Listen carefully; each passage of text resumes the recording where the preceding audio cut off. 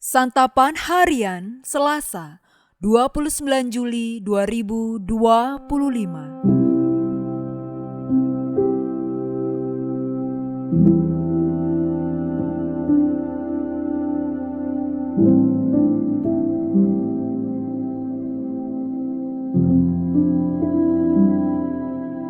Inilah program Santapan Harian, sebuah program yang mengajak Anda menelusuri isi Alkitab, agar Anda menemukan makna firman Tuhan sesuai dengan konteksnya.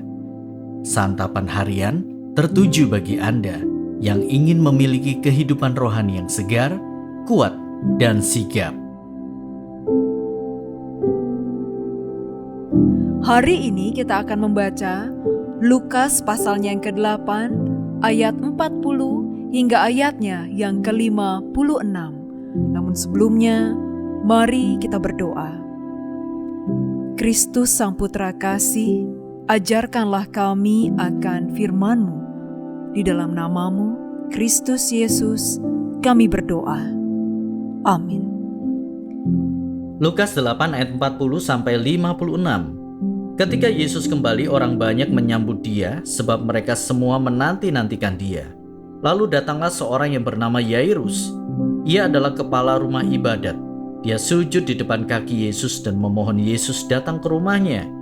Karena anaknya perempuan yang satu-satunya yang berumur kira-kira 12 tahun hampir mati.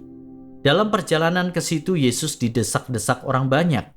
Di situ ada seorang perempuan yang sudah 12 tahun menderita pendarahan dan tidak berhasil disembuhkan oleh siapapun. Ia maju mendekati Yesus dari belakang dan menyentuh jumbai jubahnya. Dan seketika itu juga berhentilah pendarahannya. Lalu kata Yesus, "Siapa yang menyentuh aku?" Karena tidak ada yang mengakuinya, berkatalah Petrus, "Guru, orang banyak mengerumuni dan mendesak engkau." Namun Yesus berkata, "Ada seorang yang menyentuh aku sebab aku merasa ada kuasa keluar dari diriku."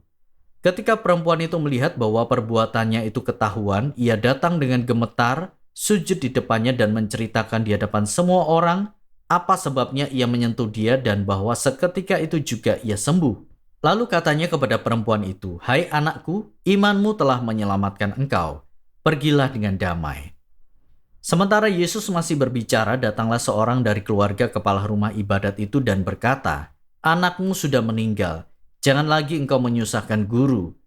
Yesus mendengarnya dan berkata kepada Yairus, "Jangan takut, percaya saja dan anakmu akan diselamatkan." Setibanya di rumah Yairus, Yesus tidak memperbolehkan seorang pun masuk dengan dia, kecuali Petrus, Yohanes, dan Yakobus, serta ayah anak itu dan ibunya. Semua orang menangis dan meratapi anak itu, tetapi Yesus berkata, "Jangan menangis. Ia tidak mati, tetapi tidur." Mereka menertawakan dia karena mereka tahu bahwa anak itu telah mati. Lalu Yesus memegang tangan anak itu dan berseru, "Hai anak, bangkitlah." Roh anak itu pun kembali dan seketika itu juga ia bangun.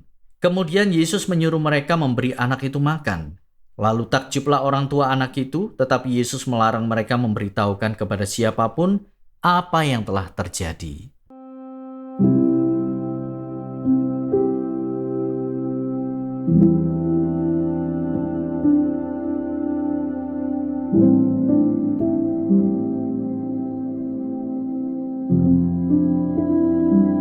Sahabat Santapan Harian, siapa yang tidak ingin sembuh dari penyakitnya? Semua orang ingin sembuh dan tidak sedikit yang ingin sembuh dalam sekejap. Inilah yang menyebabkan sebagian orang mencari kemanapun dan mencoba apapun demi menemukan pengobatan yang paling mujarab bagi dirinya. Demikian pula dengan dua orang yang kita baca kisahnya hari ini. Baik Yairus maupun perempuan yang menderita pendarahan mengharapkan kesembuhan saat mereka hampir putus asa. Satu-satunya yang dapat mereka harapkan kini hanyalah Yesus. Keyakinan itu terlihat dari usaha mereka dalam menemui Yesus. Yairus tidak segan untuk sujud di kaki Yesus. Dengan penuh harap, ia memohon kepada Yesus untuk datang ke rumahnya dan menyembuhkan putrinya. Demikian pula, perempuan itu memberanikan diri untuk mendekati Yesus dan menyentuh jumbai jubahnya. Melalui kedua peristiwa ini, Yesus mengajarkan keyakinan iman yang sesungguhnya, yakni yang berpusat pada Dia dan firman-Nya yang penuh kuasa. Kita percaya bukan karena siapa kita, melainkan karena pribadi Yesus itu sendiri. Dikala hidup ini terasa seperti jalan buntu dan sepertinya tidak ada lagi harapan, kita seringkali lebih mempercayai keadaan yang terlihat. Jika demikian, kita hanya akan mendapati kekecewaan dan keputusasaan. Namun, tidaklah demikian jika kita memiliki iman yang benar di dalam Yesus Kristus. Allah ingin kita percaya kepadanya dalam segala situasi dan kondisi yang kita hadapi, bahkan saat tampaknya tidak ada jalan keluar. Entah itu penyakit yang tak kunjung sembuh, masalah yang tak kunjung selesai, atau doa yang tak kunjung terwujud. Allah ingin kita percaya kepadanya dan menantikan jawabannya dengan setia.